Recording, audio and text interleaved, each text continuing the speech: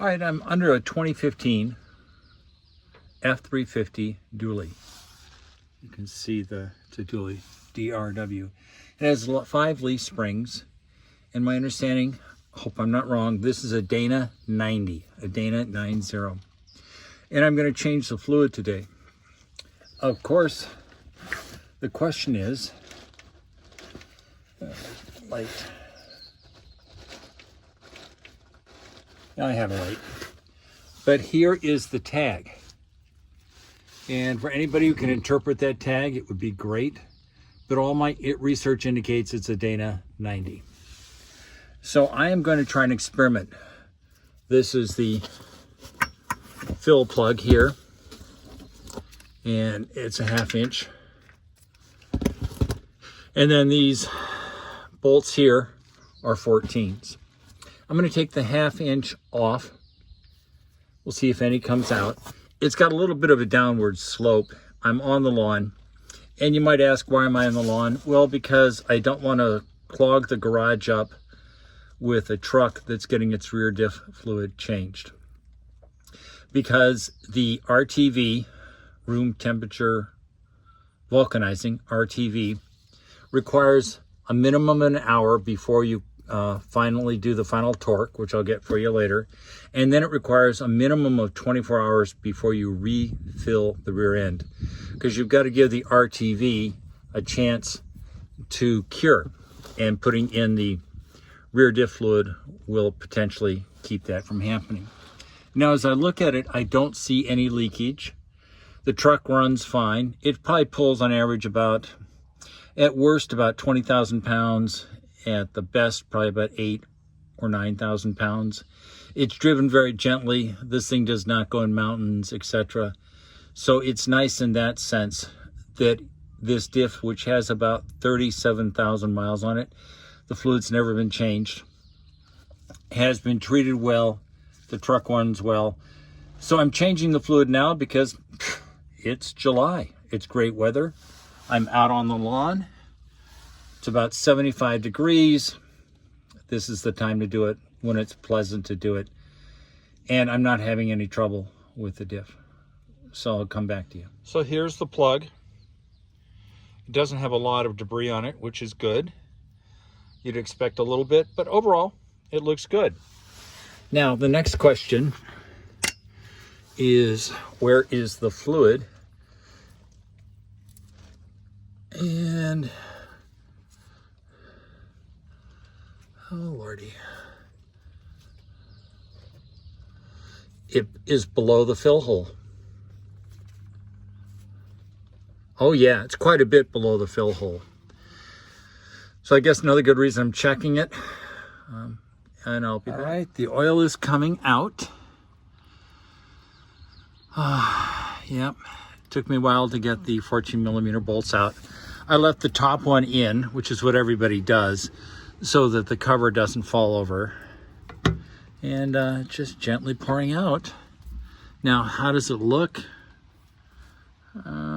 It's worn, but it's still got some clear color to it. Let's see if I can pull this out into the sun. Yeah, not totally black, but it's definitely been used. So I'll let it drain for a while, then I'll come back. That's the beauty of doing it myself. I don't have to drive for an appointment. I don't have to wait. I don't have to come back the next day. I can just sit in my yard. All right, the paint cover is off. It looks pretty good. Don't think there'll be a lot of cleaning to do. I will clean it up a little bit. I've got a can of brake clean, of course. Everybody uses brake clean to clean out this cover. I don't think it makes a lot of a difference, but I do it anyway. So let's go take a look underneath the truck. And yeah, I know I have a lift. Why aren't I using the lift? Because this thing weighs 3 tons and it's a dually. So it will not, I repeat, will not fit on my lift. Let's see. Now, we'll take a look, and there's, you can scoop it out here. Yeah, How much difference does this make? I don't know, but you see all the pros do it. They love sticking their fingers in here and scooping out, looking for any chunks. Oh, assembly looks great. Yeah, realize this thing is designed to carry, I think, what, 26,000 pounds or something like that for a tow. It never sees that kind of abuse. It's a 3 seasons truck. And so it never sees winter. So that's why it looks like a southern truck underneath here. And obviously it gets over serviced. And you can see that obviously the oil down on the bottom of the rear diff is much darker. And I assume that's because there's metallic wear metals and all that stuff. Yeah, so it looks good. I will clean it up. Oh, got a little bit of crunchies on there. No big deal. Oh, that's, yeah, more crunchies. So I'll clean it up. Now, what I've been told is never use brake clean inside the gear set. I'm not sure why that matters, but people say don't do that. So I'm willing to listen to the experts. That's why they're the experts. So now I'm just going to clean things up. I'll apply the sealant, the RTV, which takes you're supposed to put the cover on, then put in the bolts lightly so that the RTV can squirt out on the edges, and then let it sit. Do not torque it down, at least with this RTV that I'm using, for a minimum of an hour, and then you torque it all the way down, and I think it's 25 or 35 foot-pounds, don't remember exactly.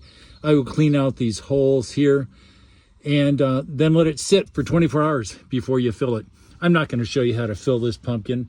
That's just a waste of your time and my time. If you don't know how to fill up this kind of thing, you probably should need some help, learn a little bit more. So I may be back. All right, I laid down the RTV, or the room temperature vulcanization. And I think it's important to see that each RTV has a different kind of requirement. And in this one, you want to assemble parts immediately, finger tighten bolts until material begins to squeeze out around the flange, and then 1 hour to dry, and then tighten to torque specifications. 24 hours to fully cure, and then fill with fluids. There are other ones that don't have these silly requirements. This is the one I had. Life goes on. I'll be back. All right, this is the fluid that came out of the diff. I think it says 4 quarts. This is the fluid that's going back in. Seems odd for a Dana 90, but that's what they said. Everything I've researched says that's what it is, 75 W90. Now, to give you an idea of the plan, so there's the truck sitting on the lawn. It is not level. I repeat, it is not level. Passenger side is higher and the rear is higher. So the plan is I will put the fluid in until it comes out of the drain hole on the cover, put the cover back in, drive it, and put it on a place that's level, and then recheck it. I'm not going to run it dry. I doubt that it would hurt going 100 feet dry, but there's no reason to do that. Everything's ready to go. I'm ready to torque it in an hour. I'm not going to show you me torquing it or putting the fluid in, because even that bores the crap out of me. So I love you all. I hope this helps somebody. If I've done something wrong, let me know. I can always do it over again. Love you. Peace out.